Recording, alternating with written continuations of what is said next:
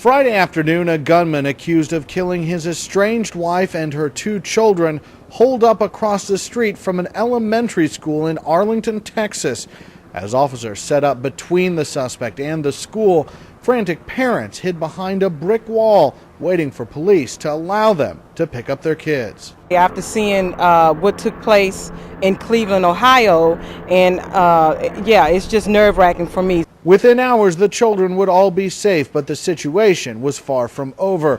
Negotiations with the suspect, now identified as Arthur Jackson, are tense and dangerous. He would put the gun to his head, he would put it into his mouth, then he would put it down and lay it down and talk to the officer some more.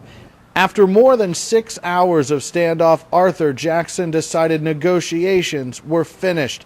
He made his move, driving around an armored vehicle that had been brought in to trap him. You see that armored vehicle backing up here.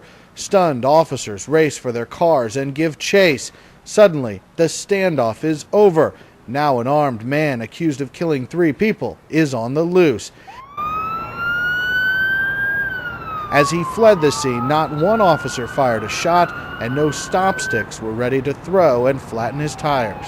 I'm not going to do the what if on why they shot or didn't shot. That's something that we don't shoot at fleeing vehicles. That's not in our policy.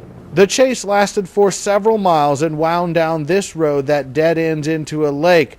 That chase would dead end here, with the car crashing into the water as the driver shot himself in front of dozens of witnesses. Some even recorded it on their cell phones.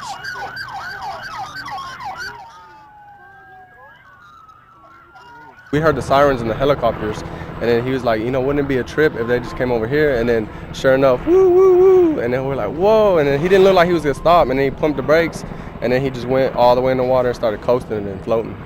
Car went into the water. I mean, it just amazed me, like the kind of person that was just driving to the water. I mean, you only see those in the movies. While police try to figure out how their suspect got away from the SWAT team and through the perimeter of patrol officers, they're being tight-lipped and not answering many questions. It's one of those situations we'll look at. And so will other SWAT teams across the country as they try to learn from what happened here. Rich Matthews, The Associated Press, Arlington.